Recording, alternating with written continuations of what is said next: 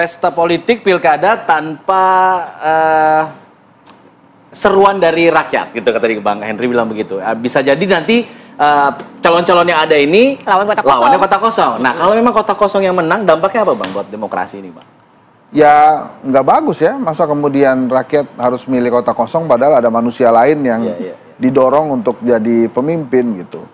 Kan semua misteri-misteri ini bertanya, misalnya tadi variabel yang saya sampaikan, PDI Perjuangan.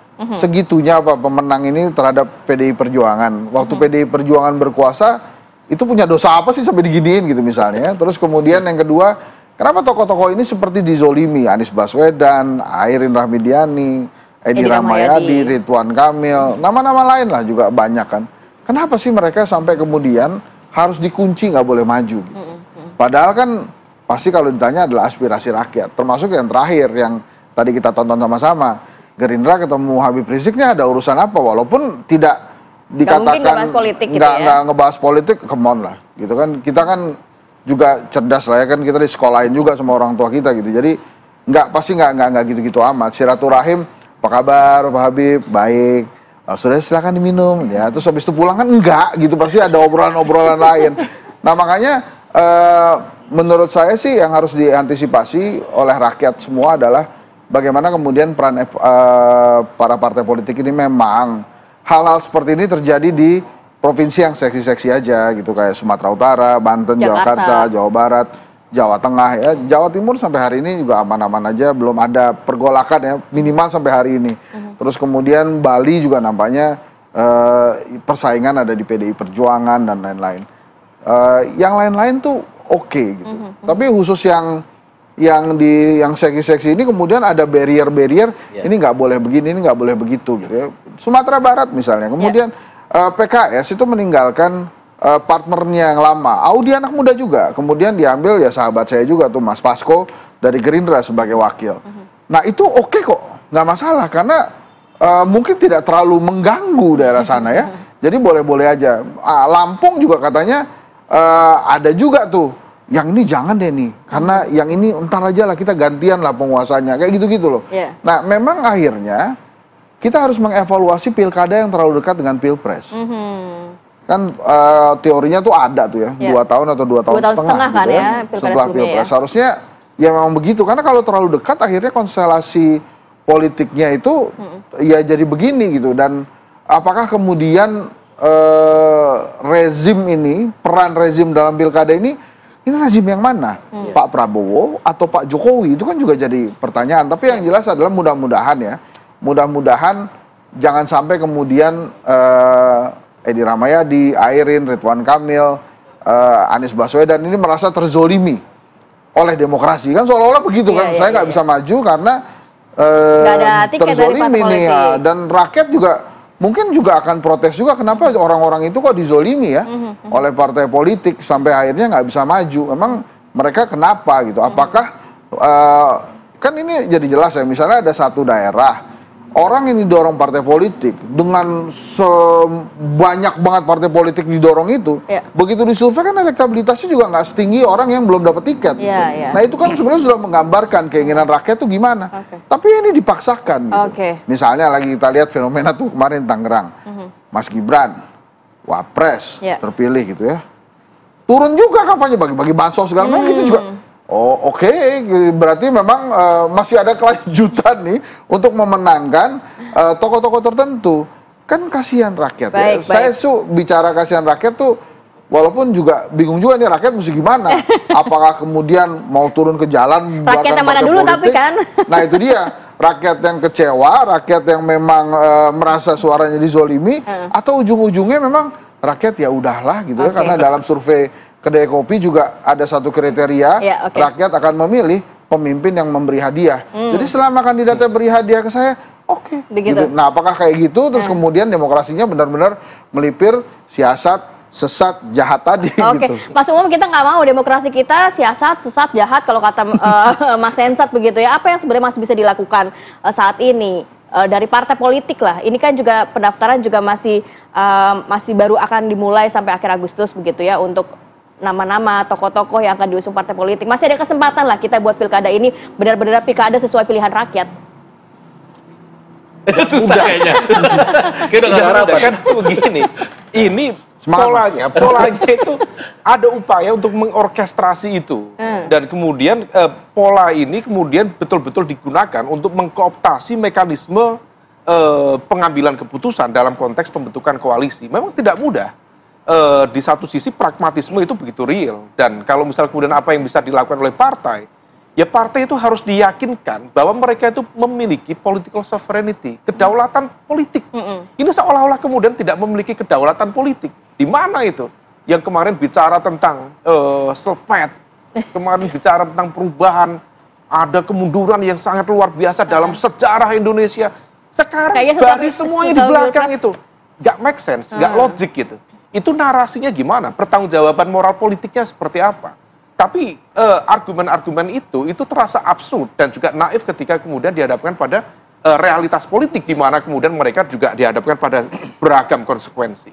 Ya, yang bisa dilakukan ya membangkitkan kesadaran mereka bahwa political sovereignty itu harus dijaga. Kalau enggak ya ada tulisan Bung Hatta, itu Bung Hatta itu dulu beliau sudah menyampaikan hati-hati karena praktik berdemokrasi itu juga bisa dipakai untuk membunuh demokrasi.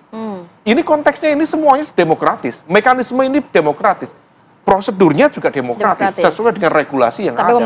Tetapi kemudian kalau misal ini di-maintain, terkooptasi, tadi dalam bahasa Bang Hensat, siasat, dan jadi sesat. Insya Allah kalau ada hensat, nggak ada apa-apa lagi. Nah, situasi ini yang kemudian tidak boleh kemudian berlanjut ya. Karena kalau misal itu terus berlanjut, saya pikir impact-nya kemana-mana. Termasuk harus ada perubahan pilkada tidak begitu dekat lagi dengan pilpres harusnya. Nah, ada perubahan-perubahan ke arah sana. Begini ya, semua teori, semua pola, semua pendekatan sudah pernah kita coba. Mulai dari konteks sistem demokrasi, apapun itu terpimpin, kemudian model yang sekarang liberal, sebelumnya itu yang agak modelnya parlementer ke presidensial, itu semua sudah dicoba. Sama dengan pilkada itu skemanya juga sudah dicoba-coba. Nah, terkait dengan yang terbaru ini, spiritnya juga baik, supaya kemudian tidak menghadirkan polarisasi yang semakin akut, sehingga kemudian konteks koalisi yang ada di pilpres itu kemudian terejawantahkan dalam konteks pilkada, sehingga kemudian nggak ada itu presiden memberikan instruksi nanti kepala daerahnya balelo karena hanya pilihan politik yang berbeda. Konteksnya memang baik, tetapi kemudian kalau misal modelnya baku aturnya sedemikian rupa, ya itu akan ada side effect. Tidak ada sebuah sistem yang ideal, semua pasti memiliki plus dan minus, tetapi sekali lagi komitmen berdemokrasi. Dan ini menjadi wake up call bagi kita semuanya, nggak ada demokrasi yang sifatnya taken for granted. Jangankan kita, di US sendiri sebagai induk semangnya demokrasi, juga mereka juga struggle per hari ini. Dan perjuangan untuk menghadirkan demokrasi, menegakkan pilar-pilar demokrasi itu tidak boleh selesai, dan tidak akan pernah selesai, akan ada terus challenge dan juga perbaikan-perbaikan. Nah, ini kita berharap ya jangan sampai kemudian memperpanjang pesimisme kita dalam konteks berdemokrasi, tetapi terus. Yang penting ada hensat, insya Allah tidak sesat dan tidak akan ada siasat tadi itu. Tapi untuk membangun kesadaran partai politik tadi kan tentunya butuh public pressure gitu ya. Apa yang bisa dilakukan oleh publik nih untuk bisa mempressure para partai politik ini untuk bisa membangun kesadaran mereka? Ya, setidaknya memang tetap ya, political literacy di tengah masyarakat itu harus terus ditingkatkan. Apa yang terjadi di Makassar itu, ketika Pak Munafri waktu itu ya menjadi calon tunggal, dan satu-satunya masih dalam sejarah pilkada di Indonesia, akhirnya kalah dengan kotak kosong. Maka kemenangan kotak kosong itu adalah sebuah simbol perlawanan, dan juga simbol kritisisme masyarakat terhadap fenomena politik, terhadap baku atur dalam konteks koalisi yang tidak sesuai dengan logik mereka, akal sehat mereka. Nah, kalau misal kemudian di Pilkada 2024 ini, secara jumlah kotak kosong akan meningkat, maka kemudian literasi politik itu yang kemudian harus ditingkatkan. Problemnya, fakta per hari ini, literasi politik masyarakat kita relatif belum merata. Nah, impact-nya itulah yang kemudian diantisipasi. Dalam disertasi saya itu, penentu kemenangan dalam politik itu namanya momentum politik. Nah, momentum politik itu bisa dimiliki oleh siapa saja, termasuk kotak kosong. Jadi artinya, kalau si kotak kosong mendapatkan momentum politik, bisa jadi dia menang. Dan kondisinya saat ini, variabel-variabel yang bisa membuat momentum politik ini timbul dan bisa saja mengarah ke kota kosong sudah mulai timbul, sudah mulai muncul. Apa contohnya? Salah satunya adalah dukungan sosial. Nah ini sudah mulai muncul kemana-mana loh. Kalau calon saya nggak bisa maju, ada yang kota kosong ya udah gitu. Makanya untuk beberapa case kota kosong ini dihindari karena nggak bisa diajak ngomong, nggak bisa ada deal-deal politik sama kota kosong. Kemudian muncullah skenario calon boneka. Udah deh siapa aja deh, yang penting lawannya orang. Jadi bisa diajak ngomong. Tapi kan kondisinya saat ini calon independen nggak akan bisa. Jadi mungkin kalau kemudian hanya ada satu pasang calon yang bererot partai politik itu tiba-tiba satu atau dua mental munculin nama baru. Baik itu. Nah itu ya kita anggaplah dia lawan boneka karena lebih enak bisa diajak ngomong daripada lawan kota kosong yang sama sekali nggak bisa diajak deal-deal. Baik. Nanti kita akan tunggu ya tanggal 27 Agustus pendaftaran dibuka, kita akan lihat apakah tokoh-tokoh tadi yang kita bahas bisa mencalonkan atau tidak. Ya, kita tutup pakai sebuah pantun boleh ya? Kita cakep. Sikat gigi dipakai si Kasim. Cakep. Si Mansur capek makan pepaya. Cakep. Jadi lupa.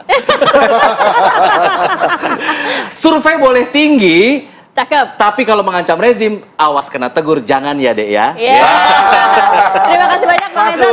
Mas Umam, terima kasih banyak sudah hadir pada pagi hari ini. Sehat selalu. Assalamualaikum. Waalaikumsalam. Oke, kita harus jeda dulu sinak. Nanti kita akan hadirkan informasi menarik pilihan lainnya. Sesaat lagi tetap bersama kami.